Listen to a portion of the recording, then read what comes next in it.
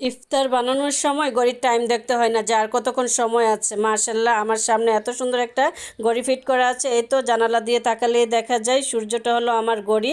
তো এটা উপরের দিকে থাকে, আস্তে আস্তে ওই যে বিল্ডিংগুলোর পিছনে চলে গেলেই ইফতার বানানোর সময় শেষ, ইফতারি করার সময় হয়ে যায়। আসসালামু আলাইকুম, কেমন আছেন সবাই? যে যেখানে আছেন আশা করি ভালো আছেন, সুস্থ আছেন।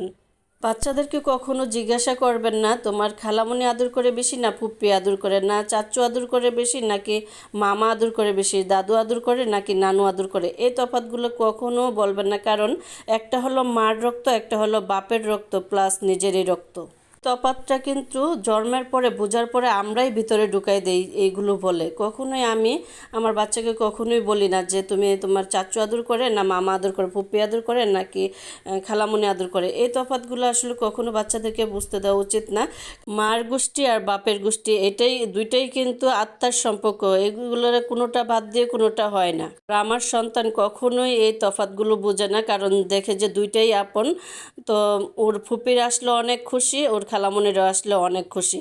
আমাদের বাসার সব বাচ্চারাই ফুপিরা বলতে অজ্ঞান, আর ফুপিরাও এত ভালোবাসে, বাইস্তা বাইস্তি বলে অজ্ঞান। তো বাইস্তা বাইস্তিকে এত ভালোবাসে, তো বাইস্তা বাইস্তিরাও অনেক ভালোবাসে। তো এই তো ইফতার বানিয়ে সবাই খেয়ে নিয়েছি। আপা দুলাভাই আসছে, তো ওরা ভাজা পোড়া অনেক পছন্দ করে, তো আমরা সবাই মিলে ইফতার করলাম।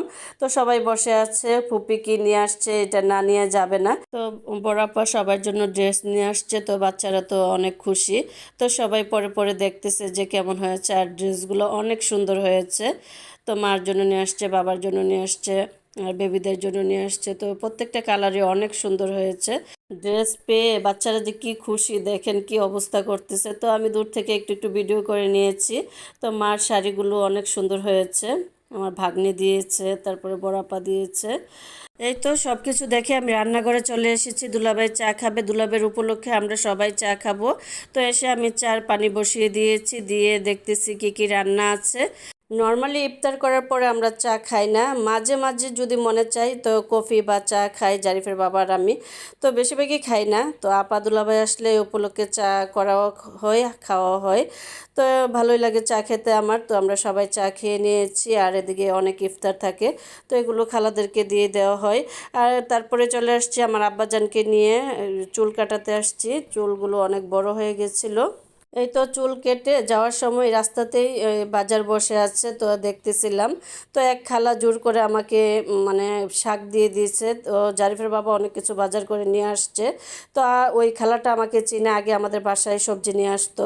তো ওইখানে দেখে আমাকে জোর করে এটা দিয়ে দিয়েছে। আর লাউ শাকটা খেতে আমার খুব ভালোই লাগে। এগুলো কাটতে কাটতে রাত কয়টা বাজে দেখেন। তো এর মধ্যে আমার লাল শাক আর ডাঁটা পছন্দ না, কিন্তু লাউ শাকটা আমার অনেক পছন্দ। তো রাত্রেবেলা আমি এগুলো কেটে নিয়েছি, অনেক রাত হয়ে গেছে। তারপরে সেহরি খেয়ে আমি ঘুমিয়েছি। আসলে পুরাটা দিন রাত এত আনন্দে এত ভালোভাবে কেটেছে। সকালবেলা এরকম একটা খবর শুনবো আসলে আশা করিনি। আমি আগের ভিডিওতে সব কিছু দেখিয়েছি, বলেছি। তারপর অনেকে আমাকে জিজ্ঞাসা করতেছে কিভাবে হয়েছে বা এটা কি কি নিয়েছে। এক আপু লাইভে বলতেছে যে এটা কিভাবে হলো, তো এই জন্য আর ভাবলাম যে একটু ক্লিয়ার করে দেই।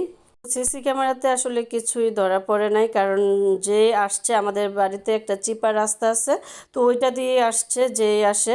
তো বিশেষ করে এই সময় খালাই আসে, আর খালাই এই চিপাটা দিয়ে আর যাওয়া আসা করে। তো আসলে যেহেতু প্রমাণ নাই, কাউকে ধরা যায় না বা বলা যায় না। তো এই যে 20,000 টাকা নিয়েছে আর 3টা মোবাইল নিয়েছে। সবচেয়ে দুঃখের বিষয় হলো দুলাভাই বেড়াইতে আসছে, দুলাভাইয়ের মোবাইলটা নিয়ে গেছে, বড় আপার ব্যাগে 4 টাকা ছিল, ওই টাকা নিয়ে গেছে। আর এই খালাটা সবসময় আমাদের সবার মাঝখানে বসে বসে কথা শুনে। আসলে কি বলবো, কিছুই বলার নেই। কিছুই ভাগ্য। সবাই অনেক অনেক ভালো থাকবেন। আল্লাহ হাফেজ।